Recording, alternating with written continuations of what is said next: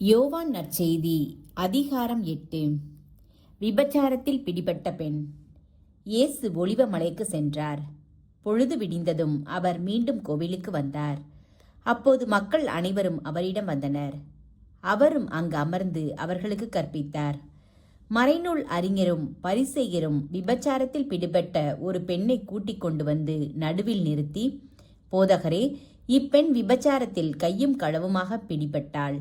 இப்படிப்பட்டவர்களை கல்லால் எறிந்து கொள்ள வேண்டும் என்பது மோசே நமக்கு கொடுத்த திருச்சட்டத்திலுள்ள கட்டளை. நீர் என்ன சொல்லுகிறீர் என்று கேட்டனர். அவர் மேல் குற்றம் சுமத்த ஏதாவது வேண்டும் என்பதற்காக அவர்கள் இவ்வாறு கேட்டு சோதித்தார்கள். இயேசு குனிந்து விரலால் தரையில் எழுதி கொண்டிருந்தார்.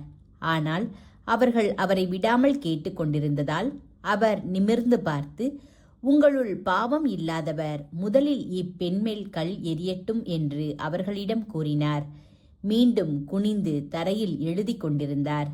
அவர் சொன்னதை கேட்டதும் முதியோர் தொடங்கி ஒருவர் பின் ஒருவராக அவர்கள் யாவரும் அங்கிருந்து சென்று விட்டார்கள். இறுதியாக இயேசு மட்டும் அங்கு இருந்தார். அப்பெண்ணும் அங்கேயே நின்று கொண்டிருந்தார். இயேசு நிமிர்ந்து பார்த்து, அம்மா, அவர்கள் எங்கே? நீர் குற்றவாளி என்று எவரும் தீர்ப்பிடவில்லையா என்று கேட்டார். அவர், இல்லை ஐயா என்றார். இயேசு அவரிடம், நானும் தீர்ப்பளிக்கவில்லை, நீர் போகலாம், இனி பாவம் செய்யாதீர் என்றார். மீண்டும் இயேசு மக்களை பார்த்து, உலகின் ஒளி நானே. என்னை பின்தொடர்பவர் இருளில் நடக்க மாட்டார், வாழ்வுக்கு வழிகாட்டும் ஒளியை கொண்டிருப்பார் என்றார். பரிசேயர் அவரிடம், உம்மை பற்றி நீரே சான்று பகர்கிறீர், உம் சான்று செல்லாது என்றனர். அதற்கு இயேசு, என்னை பற்றி நானே சான்று பகர்ந்தாலும் என் சான்று செல்லும். ஏனெனில் நான் எங்கிருந்து வந்தேன், எங்கு செல்கிறேன் என்பது எனக்கு தெரியும். நான் எங்கிருந்து வருகிறேன், எங்கு செல்கிறேன் என்பது உங்களுக்கு தெரியாது. நீங்கள் உலக போக்கின்படி தீர்ப்பு அளிக்கிறீர்கள். நான் யாருக்கும் தீர்ப்பு அளிப்பதில்லை. ஆனால் நான் தீர்ப்பு வழங்கினால் அத்தீர்ப்பு செல்லும். ஏனெனில் நான் தனியாக தீர்ப்பு வழங்குவதில்லை, என்னை அனுப்பிய தந்தையும் என்னோடு இருக்கிறார். இருவருடைய சான்று செல்லும் என்று உங்கள் சட்டத்தில் எழுதியுள்ளது அல்லவா? என்னை பற்றி நானும் சான்று பகர்கிறேன், என்னை அனுப்பிய தந்தையும் சான்று பகர்கிறார் என்றார். அப்போது அவர்கள், உம் தந்தை எங்கே இருக்கிறார் என்று கேட்டார்கள். இயேசு மறுமொழியாக, உங்களுக்கு என்னையும் தெரியாது, என் தந்தையையும் தெரியாது. என்னை உங்களுக்கு தெரிந்திருந்தால் ஒருவேளை என் தந்தையையும் தெரிந்திருக்கும் என்றார். கோவிலில் காணிக்கை பெட்டி அருகிலிருந்து இயேசு கற்பித்துக் கொண்டிருந்த போது இவ்வாறு சொன்னார். அவரது நேரம் இன்னும் வராததால் யாரும் அவரை பிடிக்கவில்லை. இயேசு மீண்டும் அவர்களிடம், நான் போன பின் நீங்கள் என்னை தேடுவீர்கள். நான் போகும் இடத்திற்கு உங்களால் வர இயலாது. நீங்கள் பாவிகளாகவே சாவீர்கள் என்றார். யூதர்கள், நான் போகும் இடத்திற்கு உங்களால் வர இயலாது என்று சொல்கிறாரே, ஒருவேளை தற்கொலை செய்து கொள்ளப் போகிறாரோ என்று பேசிக்கொண்டார்கள். இயேசு அவர்களிடம், நீங்கள் கீழிருந்து வந்தவர்கள், நான் மேலிருந்து வந்தவன். நீங்கள் இவ்வுலகை சார்ந்தவர்கள், ஆனால் நான் இவ்வுலகை சார்ந்தவன் அல்ல. ஆகவேதான் நீங்கள் பாவிகளாகவே சாவீர்கள் என்று உங்களிடம் சொன்னேன். இருக்கிறவர் நானே என்பதை நீங்கள் நம்பாவிடில் நீங்கள் பாவியாய் சாவீர்கள் என்றார். அவர்கள், நீர் யார் என்று அவரிடம் கேட்டார்கள். அவர், நான் யார் என்று தொடக்கத்திலிருந்தே சொல்லி வந்துள்ளேன். உங்களை பற்றி பேசுவதற்கும் தீர்ப்பிடுவதற்கும் பல உண்டு. ஆனால் என்னை அனுப்பியவர் உண்மையானவர். நானும் அவரிடமிருந்து கேட்டவற்றையே உலகுக்கு எடுத்துரைக்கிறேன் என்றார். தந்தையை பற்றியே அவர் பேசினார் என்பதை அவர்கள் உணர்ந்து கொள்ளவில்லை. இயேசு அவர்களிடம், நீங்கள் மானிட மகனை உயர்த்திய பின்பு இருக்கிறவர் நானே, நானாக எதையும் செய்வதில்லை, மாறாக தந்தை கற்றுத்தந்ததையே நான் எடுத்துரைக்கிறேன் என்பதை அறிந்து கொள்வீர்கள். என்னை அனுப்பியவர் என்னோடு இருக்கிறார். அவர் என்னை தனியாக விட்டு விடுவதில்லை. நானும் அவருக்கு உகந்தவற்றையே எப்போதும் செய்கிறேன் என்றார். அவர் இவற்றை சொன்னபோது பலர் அவரிடம் நம்பிக்கை கொண்டனர், யூதரும் ஆபிரகாமும்.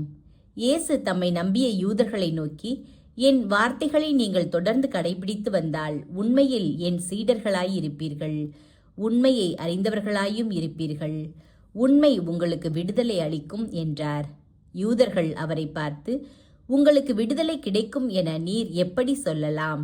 நாங்கள் யாருக்கும் ஒருபோதும் அடிமைகளாய் இருந்ததில்லை. நாங்கள் ஆபிரகாமின் வழி மரபினர் ஆயிற்றே என்றார்கள். அதற்கு இயேசு, பாவம் செய்யும் எவரும் பாவத்திற்கு அடிமை என உறுதியாக உங்களுக்கு சொல்கிறேன். வீட்டில் அடிமைக்கு நிலையான இடம் இல்லை, மகனுக்கு அங்கு என்றென்றும் இடம் உண்டு. மகன் உங்களுக்கு விடுதலை அளித்தால் நீங்கள் உண்மையிலே விடுதலை பெற்றவர்களாய் இருப்பீர்கள். நீங்கள் ஆபிரகாமின் வழி மரபினர் என்பது எனக்கு தெரியும். ஆனால் என் வார்த்தை உங்கள் உள்ளத்தில் இடம்பெறாததால் நீங்கள் என்னை கொல்ல முயல்கிறீர்கள். நான் என் தந்தையிடம் கண்டதை சொல்கிறேன், நீங்கள் உங்கள் தந்தையிடமிருந்து கேட்டதை செய்கிறீர்கள் என்றார். அவர்கள் அவரை பார்த்து, ஆபிரகாமே எங்கள் தந்தை என்றார்கள். இயேசு அவர்களிடம், நீங்கள் ஆபிரகாமின் மக்கள் என்றால் அவரைப் போல செயல்படுவீர்கள். ஆனால் கடவுளிடமிருந்து கேட்டறிந்த உண்மையை உங்களுக்கு எடுத்துரைத்த என்னை நீங்கள் கொல்ல முயல்கிறீர்கள். ஆபிரகாம் இப்படி செய்யவில்லையே, நீங்கள் உங்கள் தந்தையைப் போல செயல்படுகிறீர்கள் என்றார். யூதரும் சாத்தானும், அவர்கள் நாங்கள் பரத்தமையால் பிறந்தவர்கள் அல்ல, எங்களுக்கு ஒரே தந்தை உண்டு, கடவுளே அவர் என்றார்கள். இயேசு அவர்களிடம் கூறியது, கடவுள் உங்கள் தந்தையெனில் நீங்கள் என்மேல் அன்பு கொள்வீர்கள். நான் கடவுளிடமிருந்தே இங்கு வந்துள்ளேன், நானாக வரவில்லை, அவரே என்னை அனுப்பினார். நான் சொல்வதற்கு செவிசாய்க்க உங்களால் இயலவில்லை, எனவேதான் நான் சொல்வதை நீங்கள் கண்டுணர்வதில்லை. சாத்தானே உங்களுக்கு தந்தை, உங்கள் தந்தையின் ஆசைப்படி நடப்பதே உங்கள் விருப்பம். தொடக்கம் முதல் அவன் ஒரு கொலையாளி. அவனிடம் உண்மை இல்லாததால் அவன் உண்மையை சார்ந்து நிற்கவில்லை. அவன் பொய் பேசும்போதும் அது அவனுக்கு இயல்பாக இருக்கிறது, ஏனெனில் அவன் பொய்யன், பொய்மையின் பிறப்பிடம். நான் உண்மையை கூறுவதால் நீங்கள் என்னை நம்புவதில்லை. என்னிடம் பாவம் உண்டு என்று உங்களுள் யாராவது என்மேல் குற்றம் சுமத்த முடியுமா? நான் உங்களிடம் உண்மையை கூறியும் நீங்கள் ஏன் என்னை நம்புவதில்லை? கடவுளை சார்ந்தவர் கடவுளின் சொல்லுக்கு செவிசாய்க்கிறார். நீங்கள் கடவுளை சார்ந்தவர்கள் அல்ல, ஆதலால் அவர் சொல்லுக்கு செவிசாய்ப்பதில்லை. இயேசுவும் ஆபிரகாமும். யூதர்கள் இயேசுவை பார்த்து, நீ சமாரியன், பேய் பிடித்தவன் என நாங்கள் சொல்வது சரிதானே என்றார்கள். அதற்கு இயேசு, நான் பேய் பிடித்தவன் அல்ல, என் தந்தைக்கு மதிப்பளிப்பவன். ஆனால் நீங்கள் என்னை அவமதிக்கிறீர்கள். நான் எனக்கு பெருமை தேடுவதில்லை, அதை எனக்கு தேடித் தருபவர் ஒருவர் இருக்கிறார், அவரே தீர்ப்பளிப்பவர். என் வார்த்தையை கடைபிடிப்போர் என்றுமே சாக மாட்டார்கள் என உறுதியாக உங்களுக்கு சொல்கிறேன் என்றார். யூதர்கள் அவரிடம், நீ பேய் பிடித்தவன் என்பது இப்போது தெரிந்துவிட்டது. ஆபிரகாம் இறந்தார், இறைவாக்கினர்களும் இறந்தார்கள். ஆனால் என் வார்த்தையை கடைபிடிப்போர் என்றுமே சாக மாட்டார் என்கிறாயே, எங்கள் தந்தை ஆபிரகாமை விட நீ பெரியவனோ? ஆபிரகாம் இறந்தார், இறைவாக்கினரும் இறந்தனர், நீ யாரென்று நினைத்து கொண்டிருக்கிறாய் என்றார்கள். இயேசு மறுமொழியாக, நானே என்னை பெருமைப்படுத்தினால் அது எனக்கு பெருமை இல்லை. என்னை பெருமைப்படுத்துபவர் என் தந்தையே, அவரையே நீங்கள் உங்கள் தந்தை என்றும் சொல்கிறீர்கள். ஆனால் அவரை உங்களுக்கு தெரியாது, எனக்கு தெரியும். எனக்கு அவரை தெரியாது என நான் சொன்னால் உங்களைப் போல் நானும் பொய்யனாவேன். அவரை எனக்கு தெரியும், அவருடைய வார்த்தையையும் நான் கடைபிடிக்கிறேன். உங்கள் தந்தை ஆபிரகாம் நான் வரும் காலத்தை காண முடியும் என்பதை முன்னிட்டு பேருவகை கொண்டார், அதனை கண்டபோது மகிழ்ச்சியும் கொண்டார் என்றார். யூதர்கள் அவரை நோக்கி, உனக்கு இன்னும் 50 வயது கூட ஆகவில்லை, நீ ஆபிரகாமை கண்டிருக்கிறாயா என்று கேட்டார்கள். இயேசு அவர்களிடம், ஆபிரகாம் பிறப்பதற்கு முன்பே நான் இருக்கிறேன் என உறுதியாக உங்களுக்கு சொல்கிறேன் என்றார். இதை கேட்ட அவர்கள் அவர் மேல் எறிய கற்களை எடுத்தார்கள். ஆனால் இயேசு மறைவாக நழுவி கோவிலிலிருந்து வெளியேறினார்.